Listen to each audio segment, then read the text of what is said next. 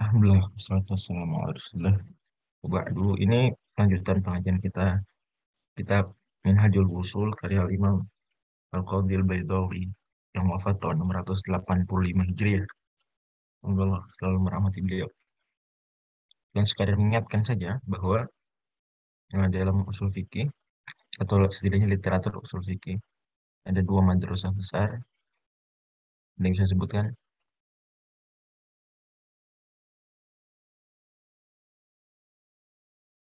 Nah, Madrasah mutakallimin dan fuqaha. ya.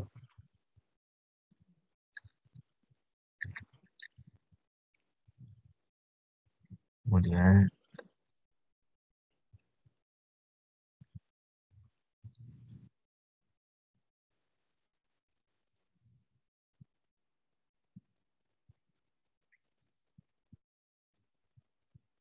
nah, kemudian eh, buku-buku jumhur paling pentingnya 4 yang membentuk setelah itu ya. Bukan berarti buku lain nggak ada atau nggak berpengaruh. Pengaruh besar seperti buku At-Tamhidnya Al-Qadhil Baqilani jelas besar.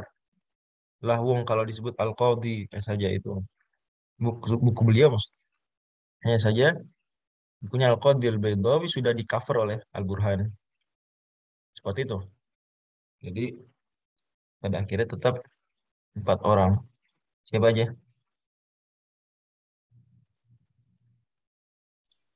Al-Juwaini. Oke, Al-Juwaini. Al-Ghazali. Yang kayak gini saya mau ulang secara berkala saya ulang. Sama Imam Al-Haramain. Bagusnya Imam Al-Haramain aja bilangnya karena kalau Al-Juwaini aja ada beberapa. Dalam buku beliau Al-Burhan. Oke. Kemudian Al-Ghazali dalam Mustasfa. Al-Ghazali dalam Al-Mustasfa. Kemudian Al-Qadhi Abdul Jabbar. apa judulnya? Al-Uddah. Enggak, bukan. Alihkan.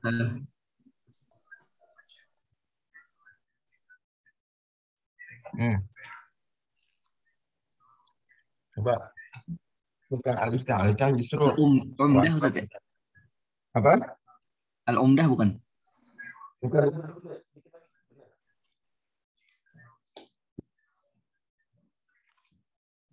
Jadi dua hari dua Mu'tazilah itu jangan lupa tuh ingat-ingat. Ini kata Al-Imam Ibnu Khaldun ya. Ayo.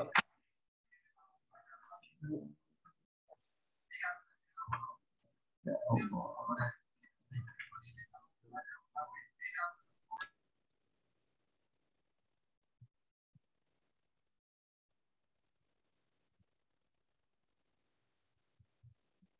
Dikit lagi Pak. Dikit lagi. Al-Umat. Ya, Al-Umat. Karena siapa Al-Umat? Al-Qadhi Abdul Jabbar. Gagap Jabar. Kok sedikit lagi tadi. Masih bilang dikit lagi kan ya. Ya maknya aja. Dan kalau di Mu'tazilah kalau disebut Al-Qadhi maksudnya Al-Qadhi Abu Jabar ya. Nah, gitu. Kemudian Al-Mu'tamad baru. Karya siapa? Abu Husain Al-Basri. Ini ya, Al-Qadhi Abdul Husain Al-Basri. Kemudian ada 2 orang meringkas 4 buku ini. Siapa? Ar-Razi. Mm-mm.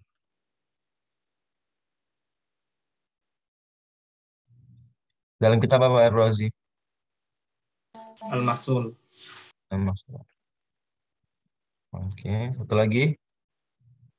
Al-Amidi. Dalam kitab Al-Hikam. Mm-mm. Baik. Nah, buku Minhajul Usul ini, aduh, gila. Itu turunan dari mana? Al-Hikam. Enggak, kurang tepat. Al-Mahsul. ya turun dari Al-Mas'ud. Ini turunan dari turunannya gitu sebenarnya beberapa buku lagi. Sudah pernah saya rinci waktu itu. Cuma saya mau poinnya saya mau ringkas saja. Saya mau terangin sesuatu. Di sini Minhajul Usul.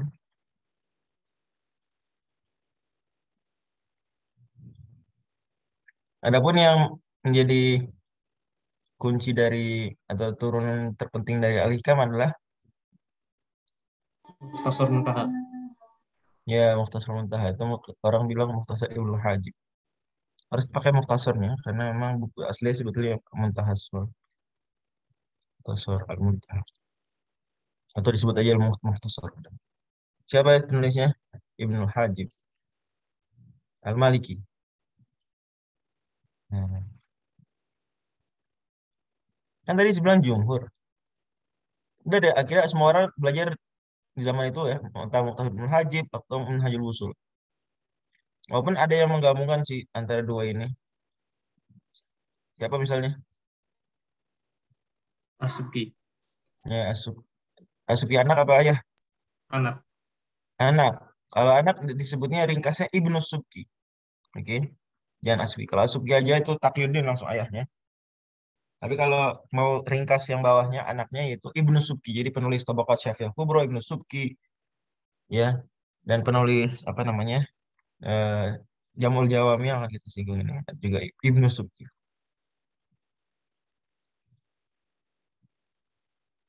Kemudian Jamul Jawami diringkas lagi oleh siapa?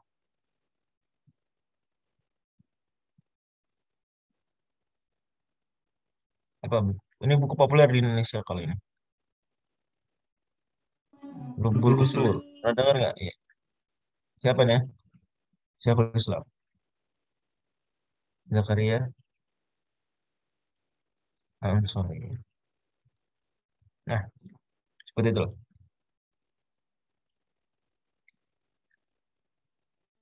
Nah, saja ini populer di Indonesia tapi kalau di Azhar yang dipakai Minhajul Usul.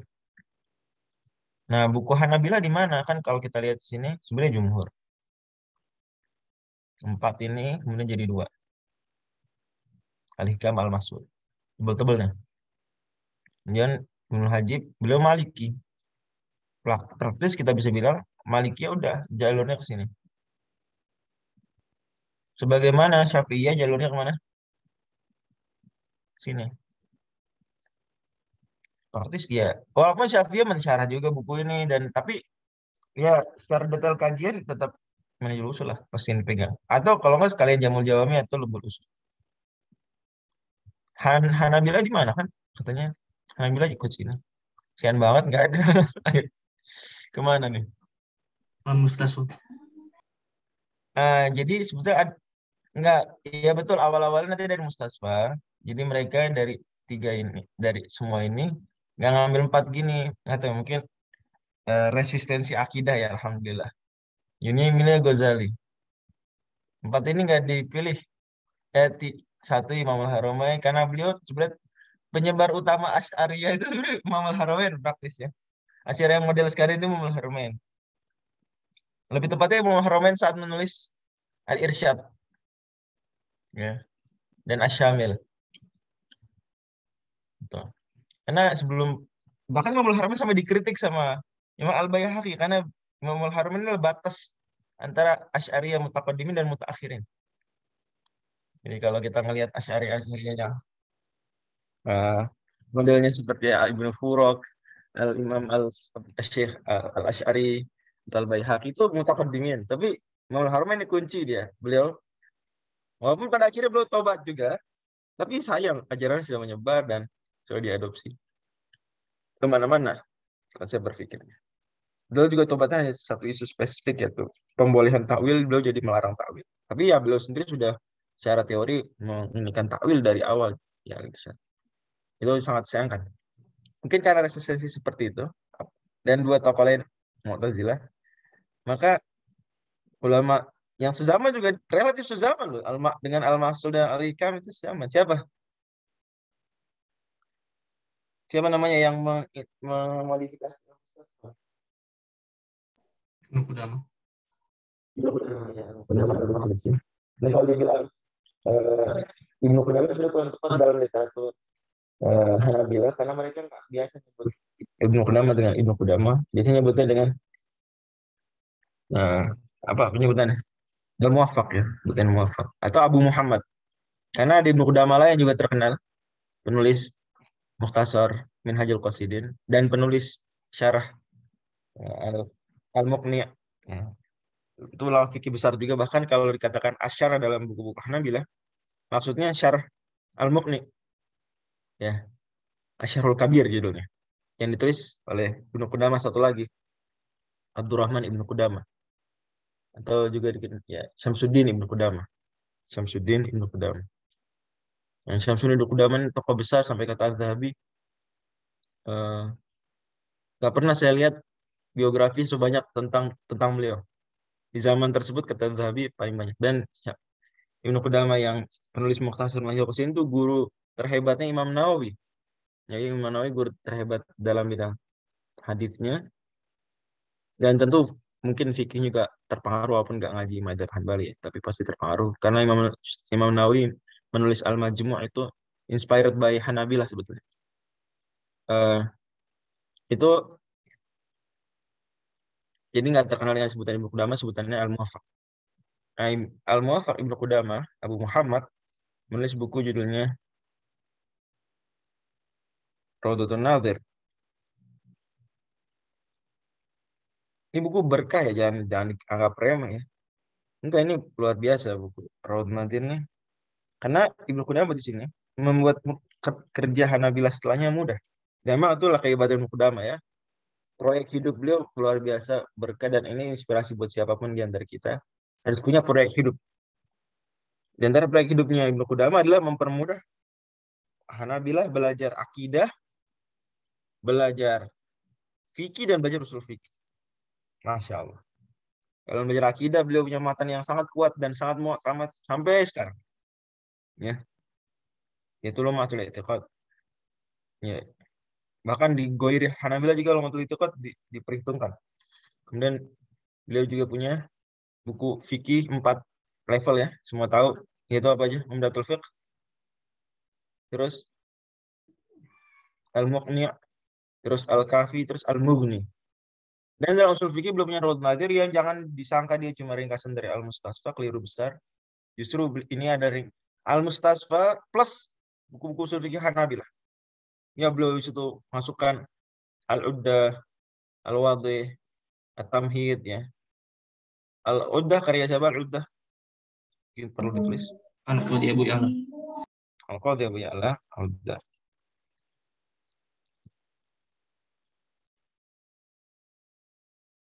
Kemudian At-Tamhid karya siapa nih? Abul Khattab. Abul Khattab punya akidah matan akidah Ad-Dali ya, bagus. Sering disyarah di Arab Saudi. Abul Khattab Al-Kalwazani ya. Akhir Ad-Dali ya. Karena qasidah belakangnya dal.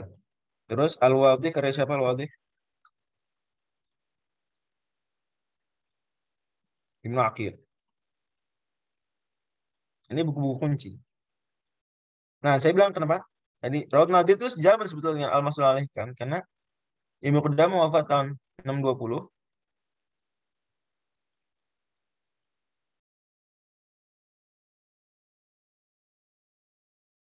Al-Amidi wafat 631 dan Ar-Razi wafat 606. Ini kenapa kita bisa bilang bahwa Ibnu Qudamah ini sengaja banget meninggalkan 3 buku yang lain. Sengaja, dengan penuh kesengajaan. Kemudian habis itu buku Ibnu Qudamah Raud Nadir diringkas oleh Tufi. Dalam judulnya apa? Ringkasannya namanya? Mukhtasar Rawdatun Ya, Nazir. Bulbul. Al tapi disebut juga Bulbul ya. Bulbul. Tufi, dan ini kemudian beliau syarah sendiri. Yang unik dalam syarahnya, beliau setidaknya 3 kali ya. Ini buku menemani saya selama S1. Alhamdulillah.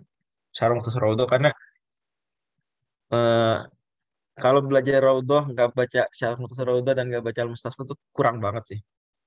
Itu pendamping, dan ini sebenarnya saya pernah bikin status WhatsApp tentang itu juga. Dan biar teman-teman Lipia atau teman-teman di Saudi itu semangat belajar Raudhah, tapi dengan cara yang benar atau dengan cara yang lebih nikmat. Di antara dengan baca syarah Mukhtasar Raudhah kayak Tufi. Cuma ada yang unik di Mukhtasar syarah Mukhtasar Raudhah Tufi. Memang Tufi karena dia ngeringkas dulu dalam waktu cepat 10 hari kalau tidak salah. Beliau bilang ringkas. Kemudian beliau habis itu nggak lama setelah itu baru beliau syarah. Nah, beliau bilang, saya lupa waktu itu ngeringkas kenapa bilang begini. Lucu unik deh. Unik nanti cari teman-teman di saya bacain kali ya. Nah, ini unik.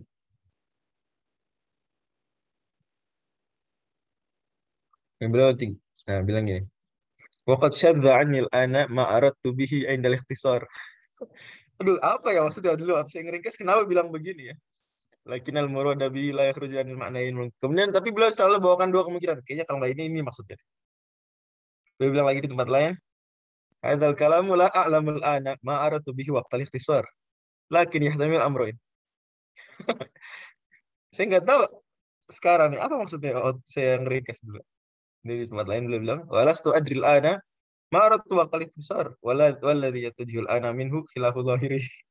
Malah beliau menyalahkan ringkasan beliau. Bahwa ada naso ini idza ta'arada wa amkana jam'u jama'na bainahuma. Ini unik, salah satu unik. Tapi Atufi luar biasa cerdas dan banyak karya beliau dalam bidang akidah, dalam bidang usul fikih. Dan beliau terkenal di usul fikih justru bukan gara-gara Syarah Mukhtasar Raudhah. Padahal itu buku penting loh. Itu buku bahkan itu buku levelnya udah ke level Hanabilah. Artinya salah satu buku terpenting umat Islam. Hati-hati loh. Syarahnya tapi ya. Syarah Mukhtasar Raudhah yaitu bukan buku Hanabilah. Artinya levelnya itu udah saking dahsyatnya ya, bukan level Hanabilah dong. Jadi kita nggak bisa bilang salah satu buku terpenting Hanabilah. Enggak. Lebih dari itu, salah satu buku terpenting umat Islam dalam usul fikih ya adalah Syarah Mukhtasar Raudhah. Jadi jangan main-main nih. Saya udah merasakan ya betul luar biasa itu membentuk karakter diri, membentuk eh, kemampuan usul fikih kita dan dia benar-benar menjelaskannya bagus sekali dengan faedah-faedah luar biasa. Dan itu saya dapat konfirmasi sudah. Jika kemarin ada orang Sinaatul Usuli mungkin ada yang pernah dengar ada program di Mekah Sinaatul Usuli ada offline ada online ada kelas online ada kelas. Nah, itu saya bilang bahwa buku membentuk karakter mujtahid. Nah, ini bagus nih. Artinya 4 buku ini akan membangun kemampuan mujtahid. Yang pertama kata beliau dalam bidang fikihnya Bidayatul Mujtahid 4 buku nih. Karya Ibnu Rushd Al-Hafidh. Dan kalau buku-buku Hanafi ya, buku-buku Maliki ya, itu harus bilang Al-Hafidh. Kalau enggak Ibnu Rushd kakeknya, lebih terkenal. Kemudian buku kedua adalah Ahkam Quran. Karya Al-Qadi Ibnu Arabi. Itu dalam ranah apa? Dalam ranah kayak ahkam ya. Kemudian dalam ranah hadis ahkam adalah Ihkamul Ahkam karya Ibnu Daqiqil Id Taqiyuddin. Menurut mazhab Syafi'i pembaharu abad 7 Ibnu Daqiqil Id. Dan dalam usul fikih Syarah Mukhtasar. Dan saya bersyukur karena 4 buku ini alhamdulillah sudah dipelajari. Ibnu Athaillah Lipia Akam waktu itu disuruh Syekh Haber pas antara takmili dan syariah. Tahun pertama syariah dan pas di takmili. Tapi belum tekankan pas awal syariahnya. Enggak kamu Quran pas di program MUI. Nah ini pas di LIPI guys, kamu tasarruf. Tufi. Nah ini benar sih, benar banget teruji benar 4 buku ini. Lintas mazhab ya. 2 Maliki, 1 Syafi'i, 1 Hanbali. Ini kunci. Jadi kalau bisa diperhatikan betul dan disempatkan untuk dipelajari.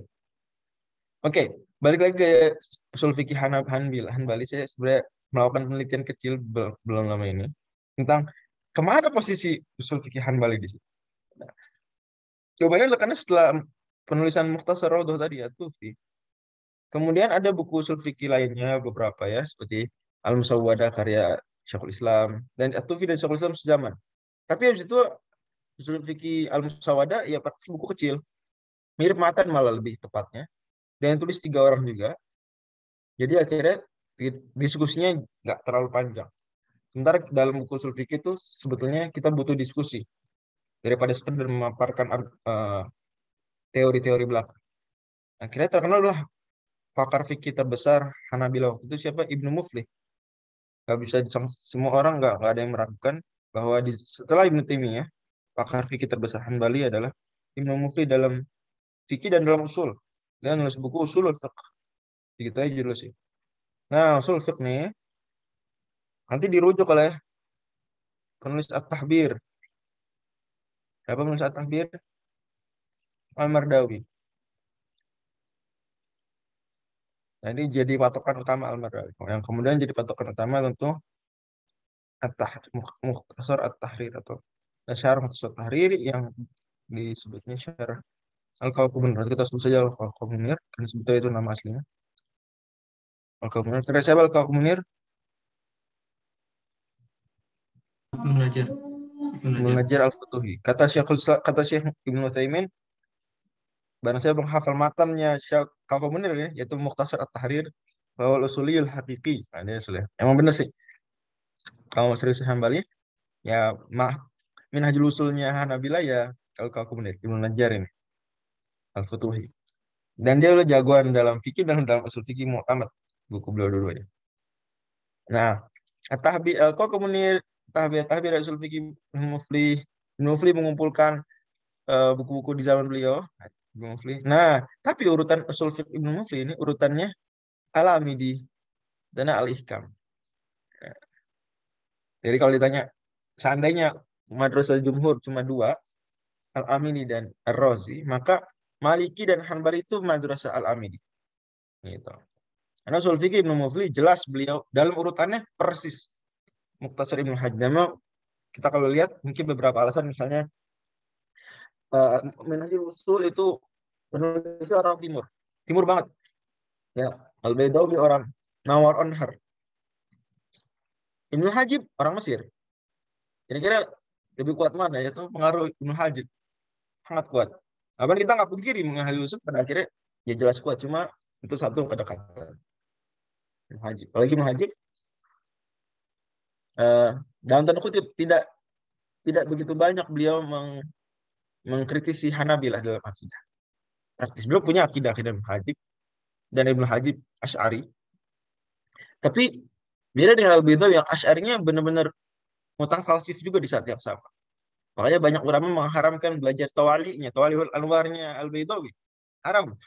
As-Sanusi bilang haram belajar Tawaliul Anwarnya apa namanya Al-Baidawi, Qadil Baidawi. Karena beliau Asy'ari yang mutafalsif. Jadinya membawakan para filsuf di buku beliau dan ya itu setipe dengan Al-Mawaqifnya Al-Iji, Ar-Razi, Madras Ar-Razi benar, Madras Ar-Razi. Nah, sementara Ibnu Hajib enggak. Satu tuh itu udah poin mendekatkan dia berarti jauh lebih dekat ke Hanabilah. Poin kedua adalah Al-Amidi itu mantan siapa? Mantan Hanbali. Mantan Hanbali. Beliau dulu awal belajar Hanabilah, kemudian jadi Syafi'i. Gitu. Ya betul dalam akidah jelas Asy'ari Al-Amini. Tapi beliau Asy'ari yang kayak Hanbali gitu. Contoh beliau membela pendapatnya Hanabilah tentang kalamullah bisaut. Kata beliau kalam Allah dengan saut itu nggak mustahil. Kenapa disalahkan? Gitu. Saut yang tidak serupa dengan suara-suara lainnya. Kenapa dipermasalahkan? Seperti zat nggak seperti zat lainnya. Ilm tidak seperti ilm lainnya. Ya saut tidak seperti saut lainnya. Kenapa salah? Al-Amidi. Itu mendekatkan lagi dengan Hanabilah. Belum lagi Ar-Razi itu terlalu head to head dengan Hanabilah. Ya, beliau bikin buku membantah Al-Qadhi Abu Ja'la. Apa bukunya itu? Qasas Taqdis ya. Jadi Al-Qadhi Abu Ya'la bikin buku Ibtalu Ta'wilat. Ar-Razi bikin buku bantah tuh. Ngebantah eh Al-Qadhi Abu Ya'la bukunya Asas Taqdis. Walaupun Asas Taqdis nanti dibantah lagi oleh Syekhul Islam Ibnu Taimiyah dalam Darut Ta'arudul Aql wa Naql. Tapi poin pentingnya adalah Ar-Razi memang head to head biasa sama Hanabilah. Bahkan Hanabilah Aqadiyah yang mazhab fikih Syafi'i pun beliau hajar. Dan terbukti beliau secara tegas menunjukkan sikap berlawanan. Misalnya beliau ketika di tafsir Ar-Razi ya, ketika menafsirkan firman Allah laisa kamitslihi syai'un wa huwas samiul basir surah Asy-Syura, beliau komentari tentang kitab tauhidnya Ibnu Khuzaimah. Dan Al-Imam Ibnu Khuzaimah, Imam Al-A'immah beliau, dalam fikih pun kata para ulama Syafi'iyah, 4 orang itu alumni mazhab Syafi'i udah jadi mujtahid. Salah satunya Ibnu Khuzaimah dibilang begitu. Ya, 4 orang dari ulama Syafi'iyah udah mujtahid mutlak. Cuma masih intisab mazhab Syafi'i. Salah satu yang disebut Ibnu Khuzaimah, Imam Al-A'immah. Tapi jelas semua orang tahu Ibnu Khuzaimah Atsari, Hanabilah dalam akidah. Ya. Sampai-sampai dalam kitab Al-Kawkabul Munir itu Ibnu Khuzaimah dibilang minna. Ya. Oh, kalau Ibnu Khuzaimah minna. Nah, termasuk kita siapa bukan dalam fikih pastinya, tapi dalam akidah. Minna. Nah, kata Al-Razi, Imam Ar-Razi bilang bahwa kitab tauhid itu nggak bisa dibilang kitab tauhid, tapi kitab syirik. Nah, kitab syirik. Wah, itu masih tertulis kok di tafsir Ar-Razi tersebut, Imam Ar-Razi. Mungkin karena terlalu head to head dengan Hanabilah dan faktor-faktor tadi, maka Hanabilah lebih ke Al-Amidi. Usul Fiqh Ibnu Mufli sendiri dia usul Fiqh nggak pernah satu kali pun nyebut Ar-Razi, nggak pernah. Kalau beliau menukil dari kitab Al-Mahsul atau dari karya Ar-Razi yang lainnya, beliau bilangnya qala sahibul mahsul. Nggak sebut nama Ar-Razi. Sebutnya apa? Sahibul mahsul. Ya gimana guru beliau Syekhul Islam Ibnu Taimiyah hadap-hadapan saya itu dengan Ar-Razi, Ar-Razi. Dan Hanabilah secara umum tidak terlalu simpati dengan Imam Ar-Razi cara beliau, ya. Dan Imam Ar-Razi sendiri di Asal Taqdis ini memang nyebut-nyebut Hanabilah memang jelas buku itu ditujukan ke mereka. Padahal Ar-Razi sebelum Ibnu Taimiyah dan sebelum Ibnu Qudamah, artinya Ibnu Qudamah tuh meninggal setelah beliau kan. Tapi itulah demikian adanya, mungkin bisa menjawab setidaknya nih hasil penelitian Al-Fakir ya. Dan bisa menjawab di mana posisi usul fikih Hanabilah dalam literatur usul fikih. Wallahu a'lam. Oke. Dan buku Hanabilah sebenarnya nggak cuma ini 3, tapi ini 3 yang terpenting. Ada buku Ilmu Mibrot banyak ya. Buku-buku ulama lainnya juga penting. Di zaman modern juga banyak usul fikih tulis Hanabilah. Tapi praktis, ya ini yang kunci lah. Oke. Kita ke pembahasan kita sekarang. Nah, pembahasan ini terkenal sekali di kalangan, oh ya tadi saya ngelingkirin At-Tufi lupa jelasin. Kenapa yang At-Tufi justru terkenalnya di zaman modern bukan karena Syarah Mukhtasar Raudhah, padahal itu buku sangat penting luar biasa. Tapi ada hal lain yang bikin beliau populer. Apa? Jadi sampai orang barat pun kenal At-Tufi mungkin itunya. Apa?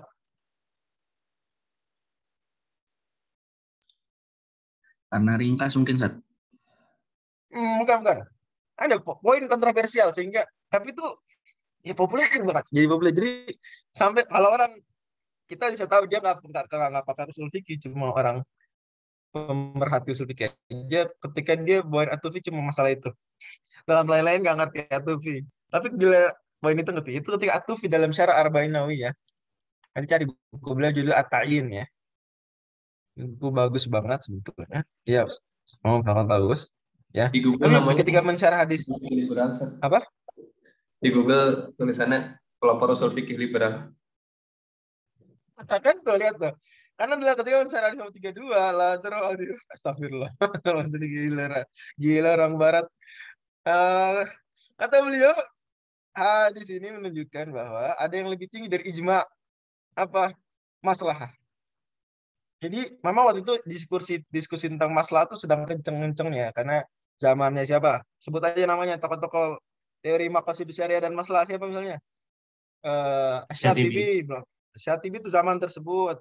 Ya sebelum itu dikit ya. Jadi Ibnu Taimiyah itu sebelum Asy-Syatibi. Bahkan terpengaruh Asy-Syatibi banyak ya.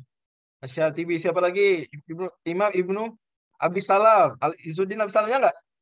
Oh, Al-Qarafi. Itu nama besar sebelum itu. Jadi Lagi seru diskusi tentang makosid syariat di zaman tersebut, lagi seru. Ibnu Taimiyah bicara banyak makosid syariat, tokoh besar Ibnu Taimiyah, Syekhul Islam ya. Gitu. Jadi sedang seru-serunya tuh diskusi. Nah, At-Tufi sampai pada kesimpulan bahwa sebenarnya masalah ketika sudah qat'iyah, hati-hati, sangat banyak orang liberal itu mensalahpahami. Masalah ketika jelas qat'iyah didahulukan daripada ijma. Didahulukan daripada ijma. Tapi belum bilang masalah yang qat'iyah, masalah yang jelas. Dan dalam prakteknya pun bukan contoh-contoh liberal yang dibawa. Nah, cuma secara kata-kata kan tapi muskilah dong. Masalah lebih tinggi dari ijma itu muskilah ya nggak? Orang zaman sekarang bisa nggak menyalahgunakan? Wah, oleh kira kalian ijma bahwa waris tuh perempuan setengah dari laki-laki kalau sedang kasusnya asobah. Nah, tapi masalah sekarang nggak gitu lagi. Bisa nggak ngomong gitu? Nah, itu masalah. Poinnya situ. Karena sebenarnya kalimat itu diperhatikan lagi di buku beliau tadi, Syarah Arba'in. Dan juga beliau nulis buku Risalatun fi Riayatil Maslahah. Tipis, tipis banget. Juga ngejelasin hal ini dengan argumen-argumennya. Beliau bawakan bahwa sahabat juga dahulu mendahulukan masalah daripada ijma gitu katanya beliau. Atau daripada nas, bahkan daripada nas gitu ya. Ya jelas ijma di atas nas. Nah, beliau ada lagi di atas ijma, yaitu masalah. Kayak parah juga dia ngomong tadi. Kalau mau seperti itu di barat itu At-Tufi terkenal dengan ini dan dibawa-bawa kemana-mana. Cuma saya mau bilang bahwa sebenarnya beliau eh, bukan orang liberal, pastinya bukan orang liberal. Dan dalam Syarah Mukhtasar Raudhah beliau nggak bilang gitu, ya bilang itu. Dan saya sendiri belum cek mana yang lebih dulu ditulis, Syarah Arba'in atau Syarah Mukhtasar Raudhah. Nah, saja pada akhirnya orang bisa aja ngeles. Syarah Mukhtasar Raudhah kan buku ditulis mewakili sebuah komunitas, ya tentu beliau nggak akan macam-macam bicara. Tapi dalam buku lain beliau lebih pribadi dong. Bisa kan orang berargumen begitu ya. Saja itu kan sedang mensyarah Raudhah, masa sih beliau bilang hal yang terlalu ekstrim begitu.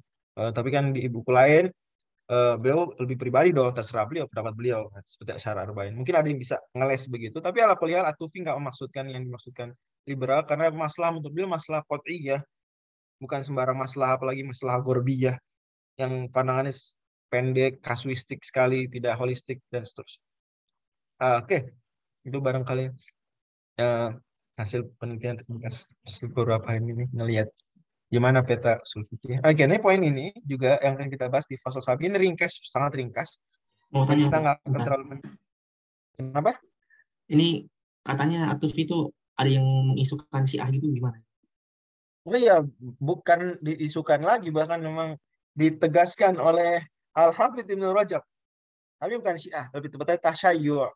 Beda ya. Jadi karena beliau dekat dengan orang Syiah waktu di akhir hayat beliau. Gitu. Dan beliau pernah punya syair seperti kayak, terus kenapa kalau Syiah gitu? Nanti kalian nuduh saya kayak gini. Tapi sebenarnya enggak seperti itu. Dan pada akhirnya buku-buku beliau jadi saksi. Bisa jadi akhir hayat berubah, tapi buku beliau terjaga. Setidaknya kita ambil dari ilmu beliau. Kadang kita ambil dari seorang alim, ilmunya mungkin tidak amalnya. Kadang seperti itu bisa beberapa kasus. Artinya amal secara kasus per kasus ya, bukan amal secara total. Karena orang nggak ada yang sempurna. Pada akhirnya, seperti misalnya kita akan baca ulama besar banget yang buku nasihatnya luar biasa nasihat. Tapi hampir jarang sholat ke masjid jamaah, kecuali Jumatan. Kalau Jumat pasti ya. Dan itu tertulis dalam buku-buku biografi. Atau tertuduh ninggalin sholat. Mungkin maksudnya ninggalin sholat ini sholatnya nggak jamaah gitu. Atau sholatnya gimana. Akan ada, atau kasus-kasus lain. Itu ulama top-top ya. Itu kita contoh khusnudon ke depan. Pada akhirnya depankan ngasih uzur, dan seterusnya. Kalaupun benar, tapi lebih tepatnya kita nggak usah lah bilang benar. Kalaupun benar, ya itu salah di satu masa, bukan seumur hidup. Gitu. Mungkin ada masanya beliau futuh, bisa jadi, atau matanya sibuk, kita nggak tahu. Seperti kasus tadi, ulama yang nggak ke masjid itu, kata beliau cerita, karena beliau sedang mutolaah sebuah kitab. Nggak ke masjid, ya wajar. Mungkin beliau menganggap bahwa saat jamaah ke masjid, makbul dibandingkan mutolaah kitab yang sedang baru dibeli tersebut. Jadi, kan gitu. Termasuk tadi, tokoh besar lainnya, ulama besar banget. Ya, itu kayak gitu juga tertuduh apa nggak sholat sebenarnya sampai di parah sih, tapi itu nggak benar. Kalau nggak sholat, bukan nggak sholat, tapi nggak ke masjid, gitu ya. Mungkin sedang menulis sesuatu di satu masa, banyak kesempatan, banyak peluang untuk kita beri uzur ya. Nah, jadi jangan juga kadang-kadang juga biografi yang dimaksud itu ketika ada ketidaksetujuan betul, jadi kayak di emphasize. Ada sebagian kita akan lihat pada akhirnya ulama juga tidak lepas dari ya kesalahan, dan kadang ada sentimen kelompok mungkin sangat mungkin terjadi, ya apalagi ketika akron atau cukup akron gitu ya mungkin. Jadi nggak itu bukan Syiah, dan tapi beliau banyak kayak apa ya, memasukkan mereka dalam diskusi. Coba aja misalnya baca buku Al-Isyaratul Ilahiyah, ini buku penting banget, tafsir tapi tentang akidah. Jadi dari awal Al-Fatihah sampai An-Nas tentang akidah, tapi tafsir tapi tentang akidahnya aja dibahas. Nah itu beliau memasukkan diskusi orang Syiah tanpa tanpa komentar balik yang begitu tegas. Artinya dibantah sih, tapi dibiarkan kita menyaksikan diskusinya orang Syiah. Syiah jadi kayak bawain argumen dari Quran. Jadi kita dipaksa ketika baca buku itu tahu, oh ini ya argumen Syiah. Sementara kan kita tahu bahwa sebetulnya manhajnya Hanbali itu nggak begitu terhadap syubhat mukhalif. Dari buku itu juga falasifa dibawakan dengan nyamannya gitu ya. Nah, karena itulah kemudian beliau, dan juga di akhir hayat beliau dekat dengan orang Syiah. Jadi dikesankan tasyayyu. Tapi beliau bukan orang Syiah. Bisa bedain nggak antara tasyayyu dengan Syiah? Bisa bedain ya? Bisa bedain nggak? Tasyayyu tuh agak nggak keras gitu terhadap Syiah gitu mungkin ya, Iya, bahasa kayak gitu, simpel. kayak muqarribin kalau zaman sekarang istilah melakukan takrib. Nah, penafsir besar di Indonesia juga itu insya Allah bukan Syiah, insya Allah. Saya tahu ya, ya pembacaan saya bukan Syiah. Cuma mutasyai' ya, fi nawan mutasyai' wa muqarrib jelas. Ya, tapi kalau dikatakan beliau Syiah, penafsir besar di Indonesia tersebut yang masih hidup sampai hari ini, enggak.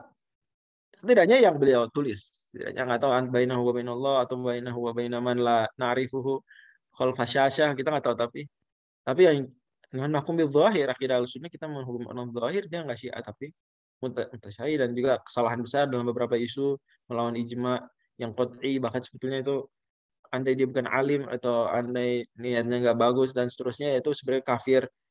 Ya, seperti menganggap jilbab nggak wajib itu kalau kata Syekhul Azhar itu kafir, orang bilang jilbab nggak wajib. Ya, dan beliau ngomong itu di Mesir, ya, yang diskursus jilbab nggak wajib muncul pertama di Mesir, dan tokoh yang memunculkan diskusi tersebut itu dikutip banyak oleh si sang penafsir tadi. Tapi ya terlepas dari itu, sisanya beliau melawan liberal jelas. Penafsir besar yang saya sebutkan barusan dia melawan, di buku tafsirnya beliau jelas melawan liberal. Artinya liberal itu sebenarnya nggak bisa menukil banyak dari beliau. Karena dia nggak sekubu dengan mereka, walaupun mungkin dalam politik kadang agak sekubu. Tapi kalau dalam pemikiran jelas berbeda. Dan seterusnya lah. Alkuliah intinya Tufi nggak seperti itu. Dan lebih terlepas dari itu, kita belajar dari Syarah Mukhtasar Rawdah, buku penting sekali, dari Halalul Uqad, dari ya buku-buku beliau nggak sedikit. Dan beliau mensyarah Ta'iyah Ibnu Taimiyah, tahu nggak? Beliau punya syarah At-Ta'iyah, Qasidah Ta'iyah Ibnu Taimiyah. Dan itu langka loh. Ulama mensyarah buku temannya. Dan Al-Tufi meninggal lebih dulu dari Ibnu Taimiyah. Ibnu Taimiyah meninggal 728, Al-Tufi 716. Jadi istimewa, kalau buat saya itu istimewa banget. So, beliau dengan tawadhunya mensyarah buku orang kontroversial di zaman beliau, fellow-nya gitu, yaitu Syekhul Islam, dan disyarah dalam isu akidah, isu takdir. Dan isu takdir jelas Syekhul Islam Taimiyah di situ apa? Berkonfrontasi dengan konsep kasabnya Asy'ari waktu itu, yang mereka sampai menyebut bahwa perbuatan makhluk itu juga fi'lullah. Sampai pada titik seperti itu kan ada beberapa, setidaknya mungkin niatnya nggak gitu tapi ya ungkapannya begitu. Dikritik keras oleh Ibnu Taimiyah, dikatakan gimana, dia bilang seperti itu. Ya konsep kasab yang ekstrim ya. Gitu. Oke, jadi ke situ intinya saya mau bilang poin ini kita pendek hari ini. Eh, maka saya sebutkan di awal, dan ini poin pasal sabi ini kita tidak perlu berdalam-dalam karena beliau hanya menyebutin beberapa contoh saja. Nah, untuk kita berwaspada setelahnya. Contoh-contoh agar kita waspada. Dan ini sering dibawakan orang liberal ketika kita bawakan nas, kata mereka. Kenapa gitu? Kita simak. Sebentar, gimana cara ngilangin ini semua ya? Gini kali ya. Buka Oke. kitab baru aja, Set. Oke, ini dianya nih. No. Oke, sebentar. Where is it? Oke. Nah, itu ta'arud ma yukhilu bil faham. Jadi dan ini Imam Ar-Razi paparkan panjang di Al-Mahsul. Nah, orang liberal biasanya suka bawakan itu buat begini. Kamu bawain dalil, dalil, dalil. Dalil ini bisa begini, bisa begini, bisa begini. Nah, itu jadi mereka ingin bilang kepada kita, udah nggak usah dalil-dalil itu terlalu banyak kemungkinannya, nggak usah pakai dalil. Gitu. Kenapa? Karena di sini Imam Ar-Razi akan bawakan eh, 10 hal yang buat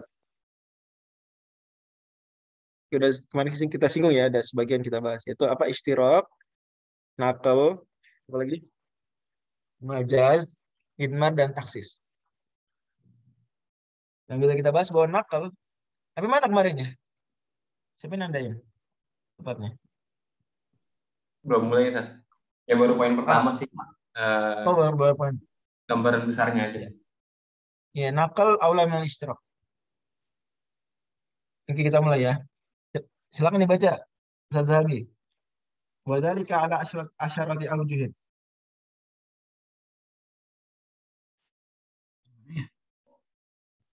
Wadhalika. Bismillah wassalatu wassalamu ala Rasulillah. Qala rahimahullah. Wadhalika ala asyrati awjuhin. Al-awwal an-naqlu awla min al-ishtirak. Kenapa, Ustaz?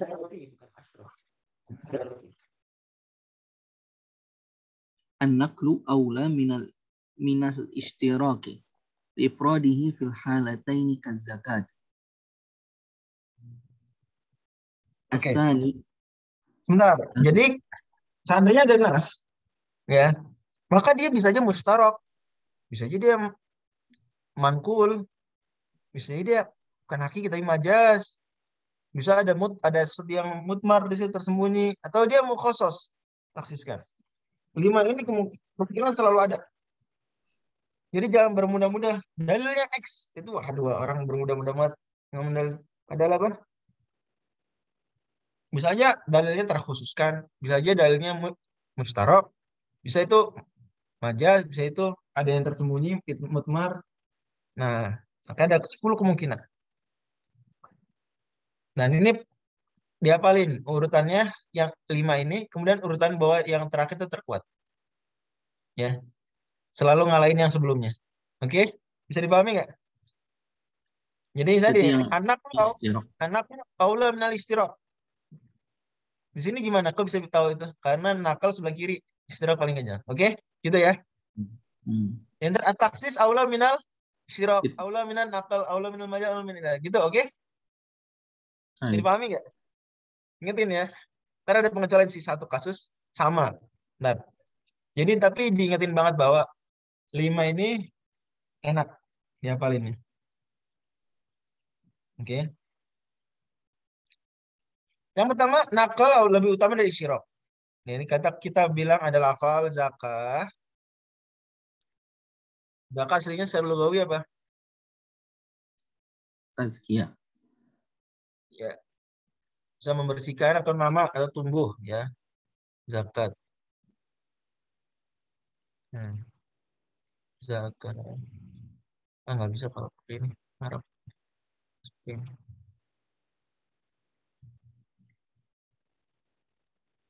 Zakat. Makna awalnya apa? Hanya nama atau atau haro.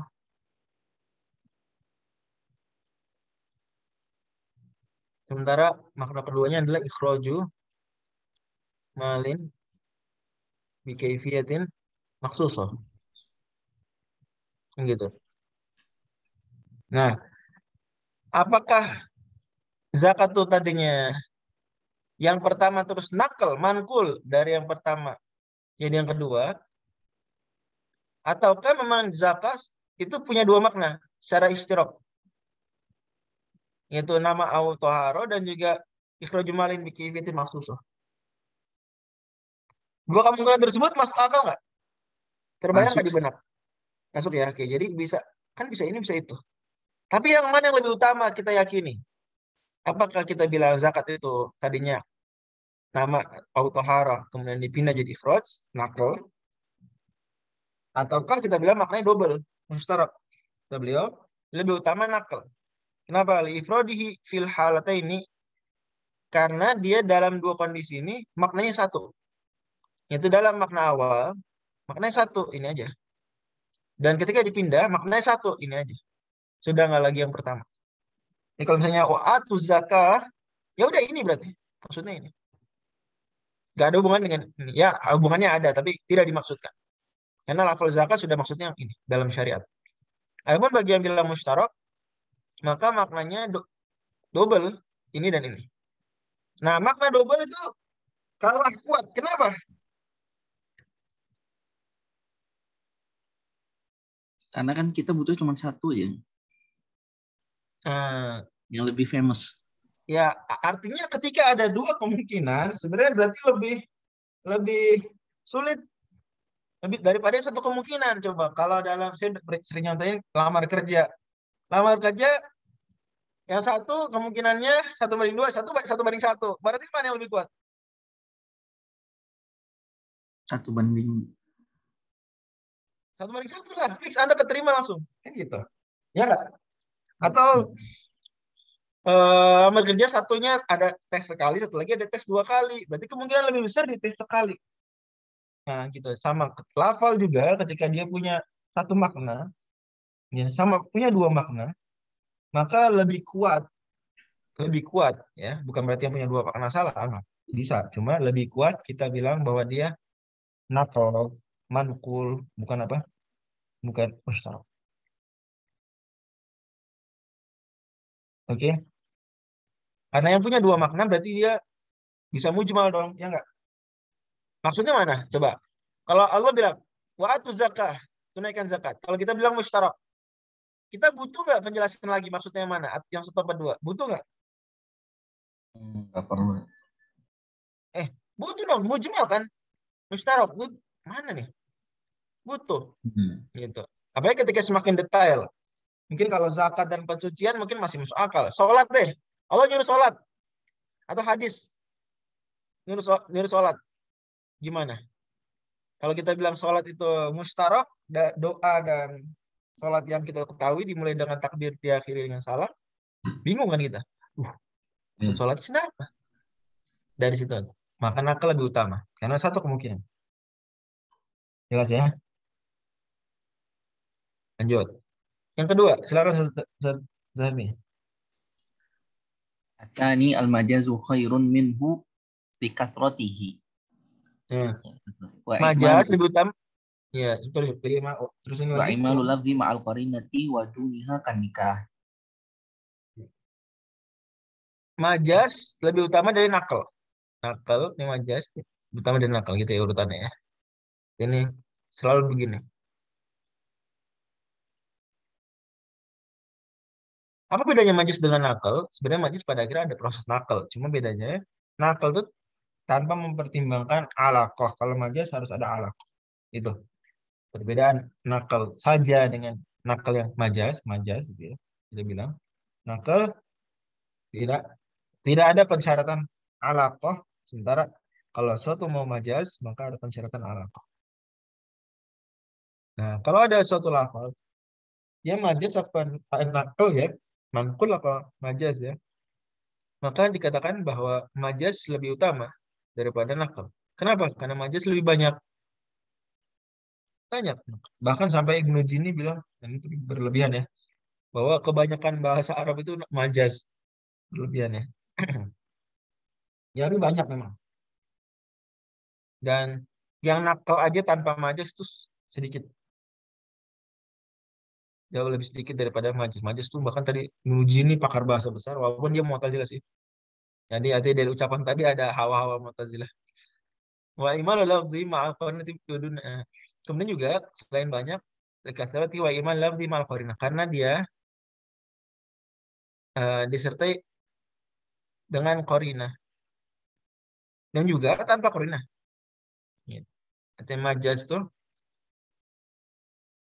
beda dengan nakal. Kedua, selain karena majas lebih banyak,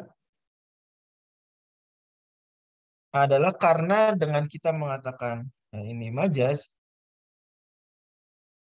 itu kita menggunakan lafal tersebut lafal tersebut baik dengan korina maupun tanpa korina. Baik dengan korina, sebentar, kok nakal sih kita bilang? Bukan nakal nih. Bandingan bukan nakal.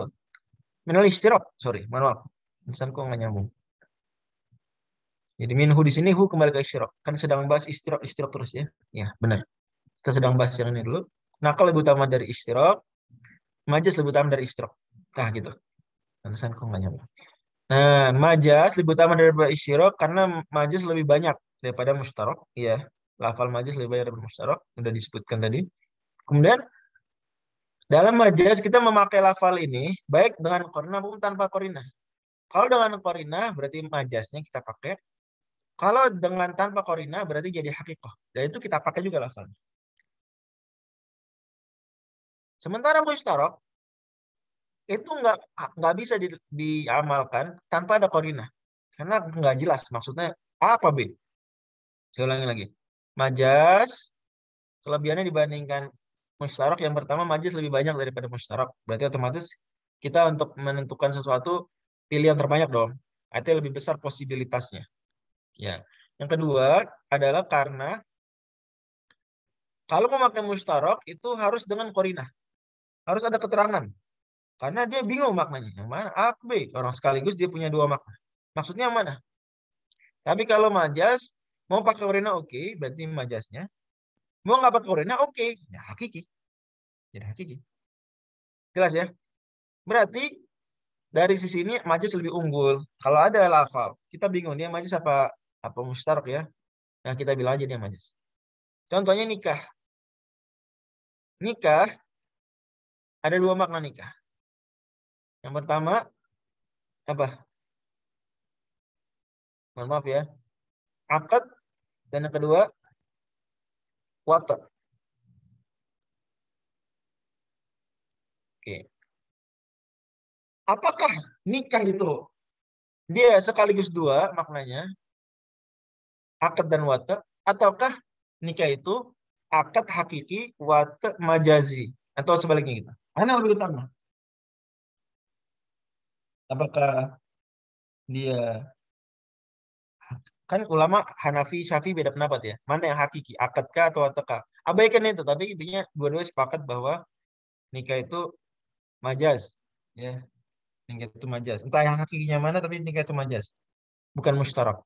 Tapi ada ulama bilang nikah itu mustarak. Mana lebih utama? Kita bilang mustarak apa majaz? Jawabannya lebih utama kita bilang majaz. Karena dua alasan tadi. Jadi pahami ya.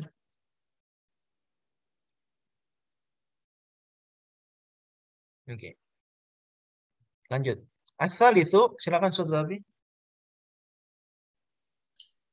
الثالث الإضمار خير منه لأن احتياجه إلى القرينة في صورة واحتياج الاشتراك إليها في صورتين مثل واسأل القرية. Oke. Idmar lebih utama dari minhu ini minal ishtirak ya. Minal ishtirak lebih utama idmar daripada ishtirak. Kenapa? Urutan tadi disebutin gini. Kenapa? Karena li'anna ihtiyaju ilal qarinati fi surah.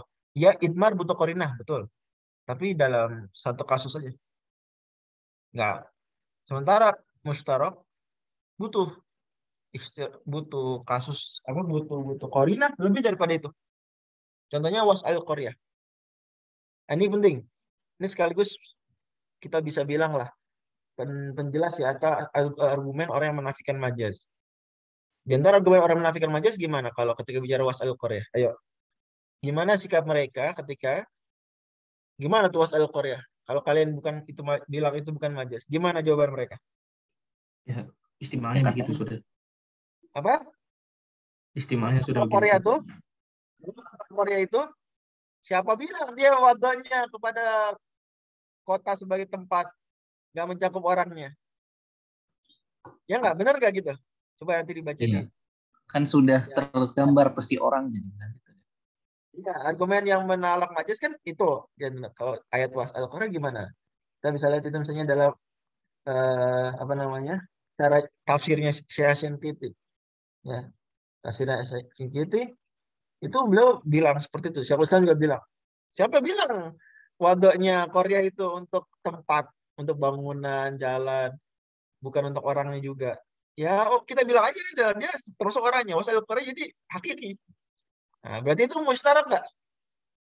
Itu mustarak berarti. Berarti Korea itu mustarak antara apa? Baina al-makan wa ahlihi. Baina al-makan wa ahlihi. Nah, sementara kalau yang bilang itu idmar, ada yang dibuang majas idmar, wasal ahlal Korea. Ya, dia nggak bilang mustarak, dia bilang Korea itu tempat. Gitu. Bisa dipahami nih. Sekarang lebih utama mana? Dikatakan itu idmar apa istirok? Itmar. Dikatakan idmar. Aturan dalam usul fikih gitu. Lebih utamakan idmar. Makanya berarti argumennya Syekh Shinqiti dalam Adwaul Bayan dan juga Syekhul Islam tadi, ya berarti kita bisa bilang terpatahkan dengan itu. Terpatahkan dengan itu. Bahwa lebih utama idmar, lebih ringan wasal al-Korea dibanding kita bilang itu mustarak. Karena eh, kata-kata idmar itu cuma butuh nggak butuh korina. Itu nggak butuh korina kecuali pada satu kasus. Itu ketika nggak mungkin dia kita gunakan suara sesuai zohir. Ketika nggak mungkin kita gunakan sesuai zohir seperti Korea ini baru kita ada korina. Korinanya di sini apa? Oh, wasal. Nggak mungkin nanya ke Korea ke tempat. Oh, berarti ada yang mudmar. Ahla. Kayak gitu ya. Sementara kalau kalau istirok itu butuh korina, baik ada kemustahilan secara zahir ataupun enggak. Dalam semua kasus musyarak butuh korina. Semua musyarak butuh korina. Karena kemungkinannya idmar lebih besar, maka idmar dimenangkan. Oke. At-taksis yang terakhir, ar-rabi. Ini terakhir hari ini kita. الرابع التخصيص خير لأنه خير من المجاز كما سيأتي ولا تنكحوا ما نكح آباؤكم من النساء فإنه مشترك أو مختص بالعقد وخص عنه الفاسد Khusus anhul. وخص عنه الفاسد. Oke. Kata beliau, at-taksis khair. Ya, taksis lebih baik dari semuanya, termasuk dari istirok pastinya. Di sini bahasanya lagi istirok. Kenapa? Karena taksis lebih baik daripada majas. Taksis, nanti ada penjelasannya. Taksis lebih utama daripada majas. Dan tadi dia bilang majas lebih utama daripada istirok. Berarti taksis lebih utama dari istirok. Otomatis ya. Tiga lebih besar daripada dua lebih besar daripada satu, tiga lebih besar daripada satu. Sama saya hati. Contohnya apa? Wa tahyumana ka'abakum. Jangan nikahi yang dinikahi ayah kalian. Apakah dia mustarak? Ya. Dengan artian nikah di sini maksudnya mencakup dua makna, yaitu apa? Nikah sahih dan nikah fasid.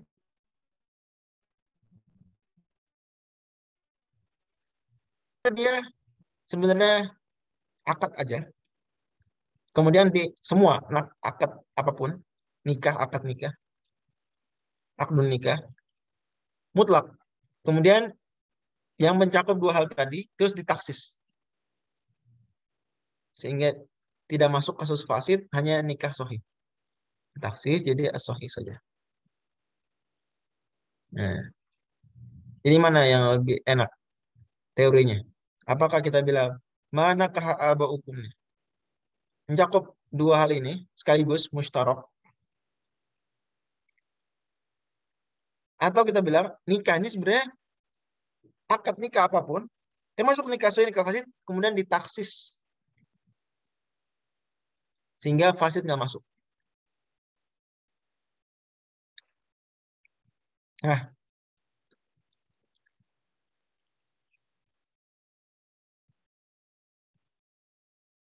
belum lagi kalau kita, apalagi kalau ini baru dua kita pertimbangan ini, nikah sahih, nikah fasid, atau kita panjangkan lagi, termasuk makna nikah yang barusan, watak juga tiga, watak.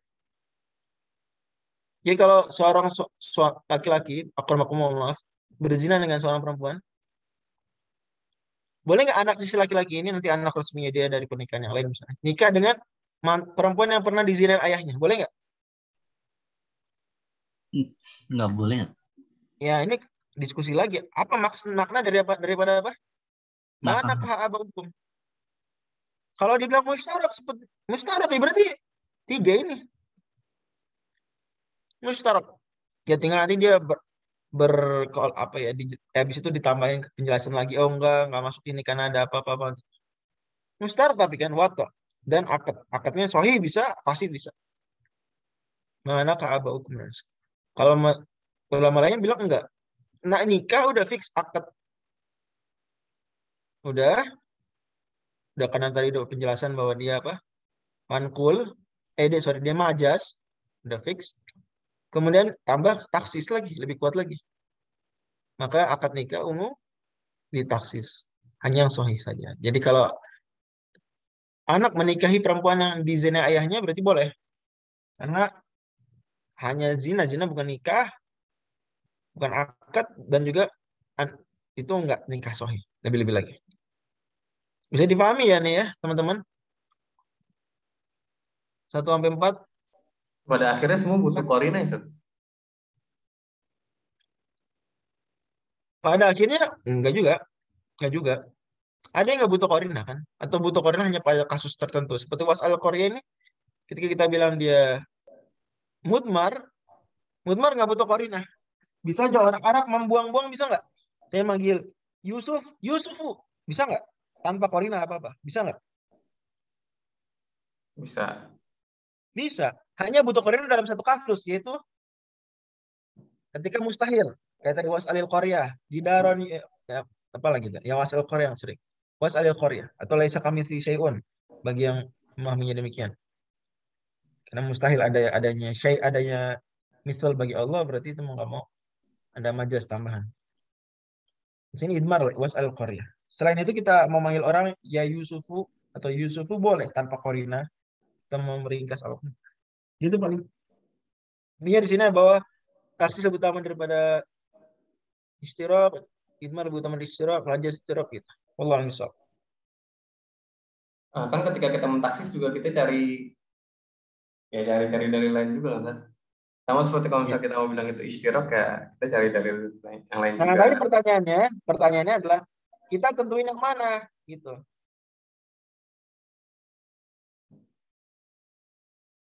Nanti balik ke kekuatan dalil-dalilnya itu nggak sih, Ustaz? Jelas. Nah, cuma kita ketika berteori, kita bilang nih, wata gimana kabar hukum? Mana? Kita bilang itu apa? Kita bilang itu musyarak atau kita bilang itu maksus? Gitu.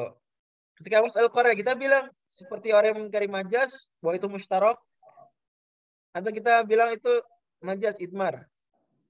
Oke?